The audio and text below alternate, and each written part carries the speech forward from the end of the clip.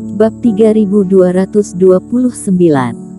Siapa yang membuat marah roh formasi? Dan kalau jawabannya berlebihan, asal jawab, bahkan mengeluarkan perkataan yang kasar akan membuat roh formasi marah, mengakibatkan berbagai macam pergerakan untuk menghukumnya, seperti getaran barusan. Ucap Wakil Kepala Aula. Ekspresi semua orang berubah. Tempat tes ini sangatlah agung. Ada orang yang berani bersikap menentang. Tingkat kesombongan dan keseriusan ini tidak hanya menentang Istana Bintang. Sedangkan roh formasi mewakili determinasi Istana Bintang, mana mungkin membiarkan orang lain berlaku seenaknya. Kalau begini, penyebab getaran tadi sudah jelas. Tapi siapa yang begitu lancang datang ke Istana Bintang untuk menjelekkan roh formasi, bukannya cari mati?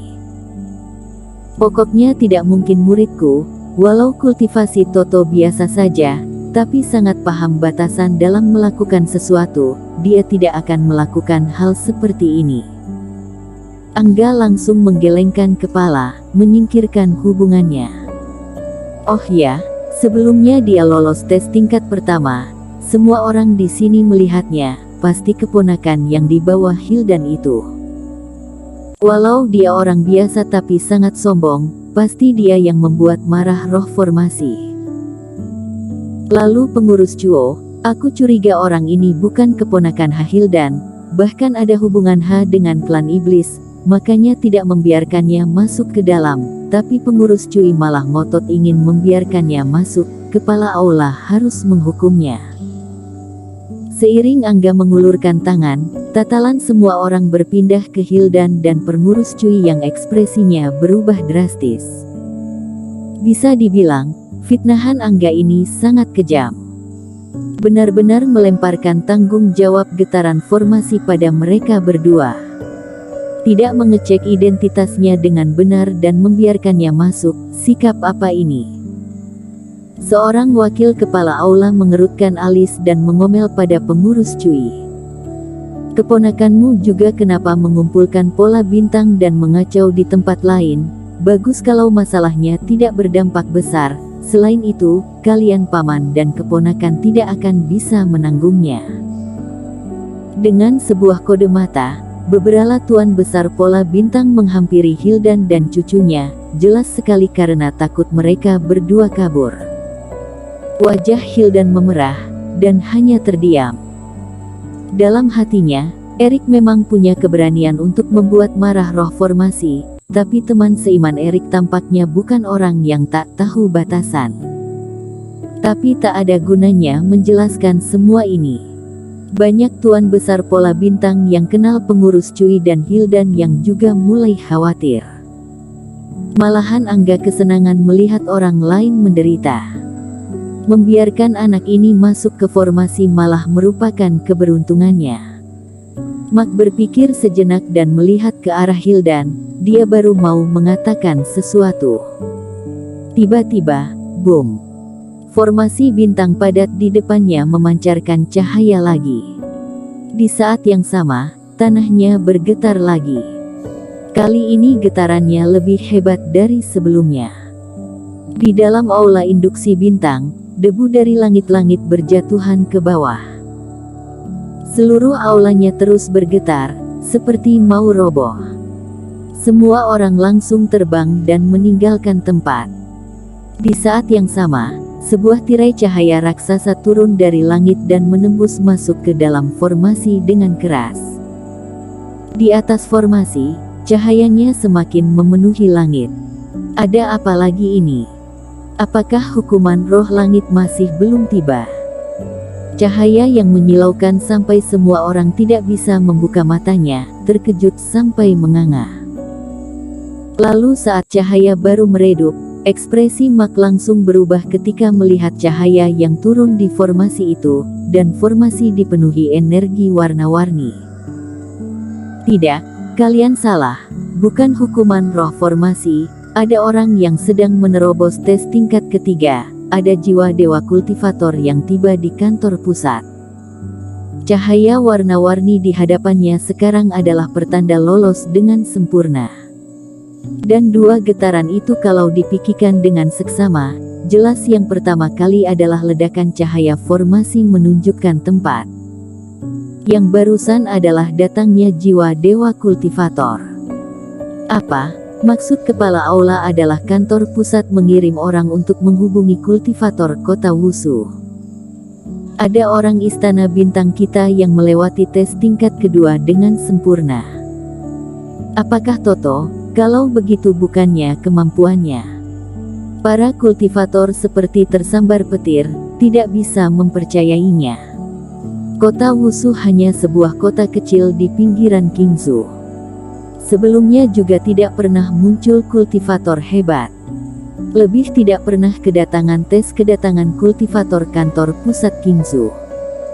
Si Toto ini, bahkan 2 kali tidak lolos tes, kali ini lolos, langsung melangkah jadi tuan besar pola bintang tingkat 7. Selamat ya, tuan besar pola bintang Chu. Tidak disangka Toto begitu hebat, benar-benar menakjubkan. Kalau formasinya rusak, mereka langsung terpikir akan orang yang di bawah Hildan, tapi di saat muncul keajaiban malah terpikir akan Toto. Menanggapi ucapan selamat dari para teman seiman, senyuman Angga lebih jelek daripada saat dia menangis. Sekarang, dirinya malah menciut. Tidak mungkin, muridku ini tidak punya kemampuan seperti ini.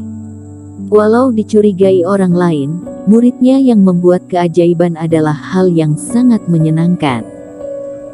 Mungkin yang lainnya tidak tahu Toto seperti apa, tapi dia sendiri tahu jelas. Kalau jadi murid bintang tingkat 3 masih mungkin, tuan besar pola bintang tingkat 7, aku saja hanya tingkat 3. Tidak mungkin dia, kecuali anak ini kerasukan master. Apa mungkin si Erik itu? Berpikir sampai sini, suasana hati Angga kacau.